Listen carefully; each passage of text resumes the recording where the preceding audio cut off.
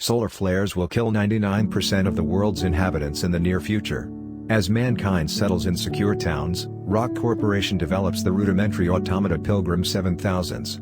Humanoid robots capable of rebuilding and operating in this tough environment. These robots have two unchangeable protocols: they cannot damage any kind of life, and they cannot be modified. Cannot change themselves or other robots. Initially, they were thought to be our rescue, but because they are unable to combat desertification, they are eventually reduced to physical labor and servant employment. On a rainy evening, police officer Wallace explores the ghetto and discovers a robot. It is mending itself. He shoots it in the head after being shocked by this finding. Meanwhile, Jack Vaughan, a rock insurance inspector, is checking on his last case of the day. A robot is accused of murdering a dog. Jack returns after conducting the routine tests and determining that the robot is in good working order. Rachel Vaughan, his pregnant wife, has returned home. She believes that when the baby is born, they should hire a domestic helper, but Jack is against it. Can recall his childhood visits to the seashore. Later that evening, the police morgue summons him to check on a robot. Jack is skeptical when he learns that the Pilgrim has been discovered mending itself, but the forensic technician opens it and shows him how severely changed it is. It is a clocksmith could only have done such a complicated work. The technician hands Jack the robot's kernel and informs him that based on what was discovered, the unit adjacent to it was modified to smuggle tools and tiny parts. She also mentions that this device is missing the second protocol, which is hard to find. The next day, he reveals his findings to his employer, Robert Bold, who also does not think that a robot without the second procedure is possible. When Jack expresses his desire to be relocated to the shore, Robert declines and instructs him to clean up the mess. Jack arrives to the wall that separates the city from the desert after following the serial numbers from the self-repairing robot and its changed pieces. He assumes one of the staff performed the changes using the robots that also operate there. A worker informs him that the components belong to 206, a still operational unit. While Jack is checking the charging station, 206 appears and observes him from a distance, so Jack decides to pursue it. He makes it to the ghetto on the other side of the wall after passing through a door with a broken lock. This region is forbidden, and anyone traveling there would be shot on sight. Jack is no exception, as he quickly comes under fire from the wall guards, prompting him to flee and shelter under a shipping container. He sees 206 clutching a package in that container, but his inquiries concerning it goes unanswered as 206 sets itself on fire. The charred robot is transported to Rock's laboratory and opened and examined.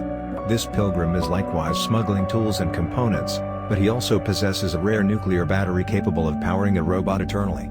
They are able to restart the machine, but as soon as Jack starts asking it questions, its circuits burn out. Robert is upset because he believes this is all Jack's fault, despite the fact that a robot would never harm itself.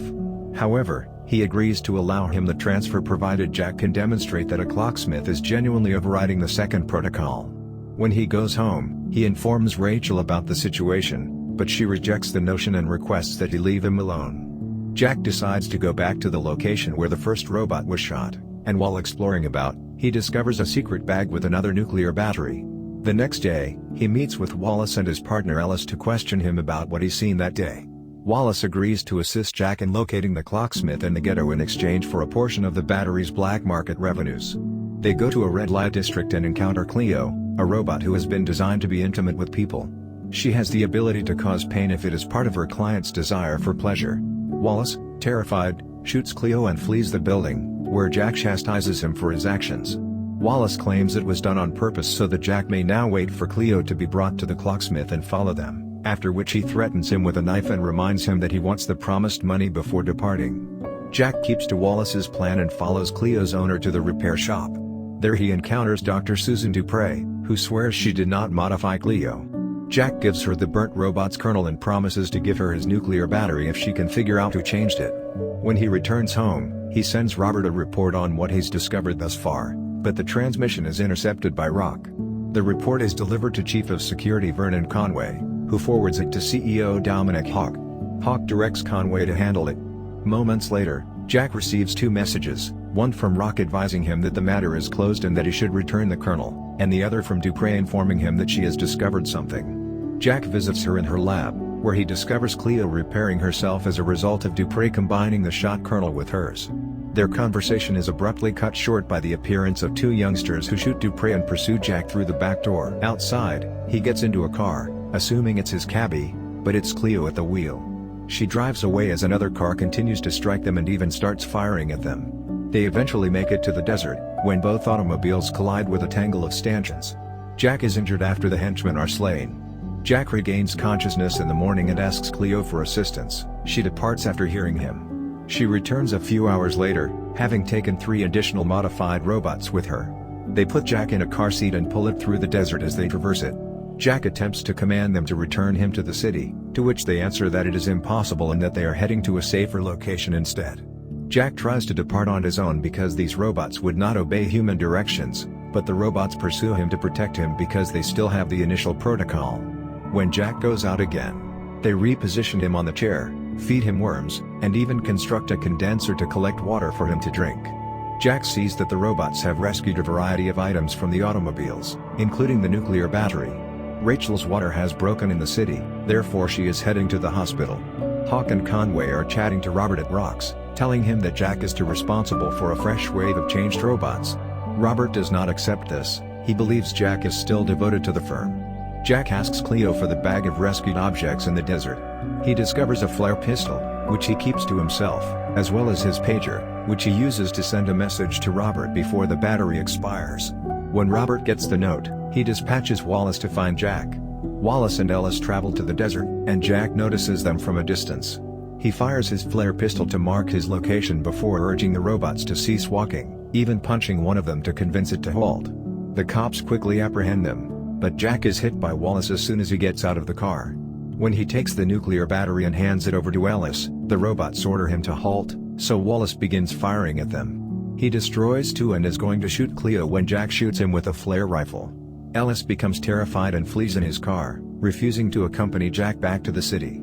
Jack can do nothing except watch and frighten out as the 2 remaining robots scavenge as many pieces as they can from the 2 destroyed pilgrims before fleeing. When he realizes he won't be carried around on the chair any longer, Jack takes what he can from Wallace's pockets and follows them.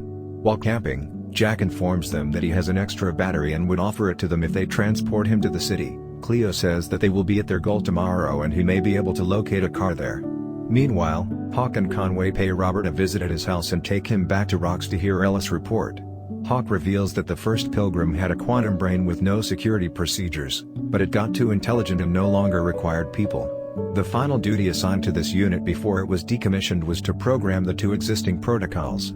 That is why they cannot be broken. They were not made by humans and cannot be comprehended by the human intellect. Robert is dispatched to the desert with Conway and 2 other cops to track down and kill Jack before additional robots advance beyond human comprehension. The next day, Jack and the 2 robots arrive to an abandoned factory, where he finally meets the clocksmith responsible for the changes and is startled to learn that it is another pilgrim that evolved on its own. He walks into the factory and discovers all of the illegal components on a table, ready to be put into some weird model. The robots begin working on this model when Jack leaves the room to acquire a vehicle. But the final component, a nuclear battery, is lacking. Jack does discover a car outside, but it is ruined, so he begins to lose faith.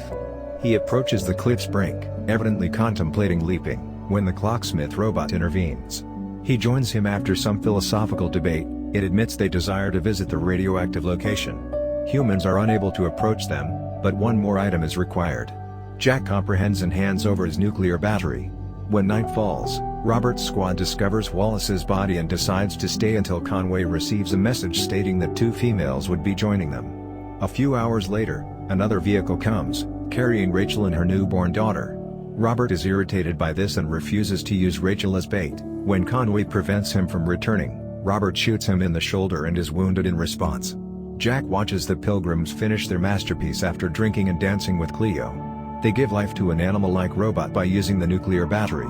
After that, he falls asleep, only to be awakened the next morning by the sound of an engine.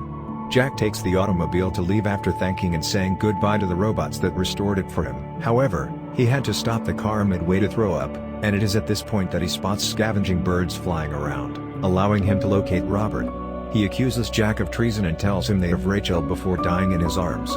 Conway and his squad arrive to the abandoned factory and begin firing on the robots, prompting one of the pilgrims to leap off the cliff.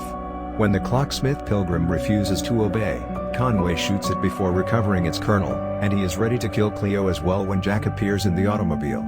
They shoot fire on him. But he continues driving as Rachel snatches a knife from her captor and stabs him with it, allowing her to flee.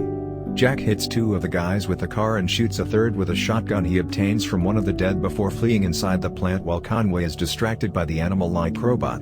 Conway also enters the facility and locates Jack on the top level. He raises his shotgun at Jack to murder him after accusing him of abandoning his own people, but the animal-like robot appears and pushes him down the cliff. Jack prepares to defend himself with his own shotgun, but they are interrupted by Rachel and the baby. Cleo watches as the pair reunites. Her delicate fingertips cause the infant to stop sobbing when she dares to touch her. Jack assists Cleo and the animal-like robot in reaching the other side of the cliff, following which he and his family leave in the automobile.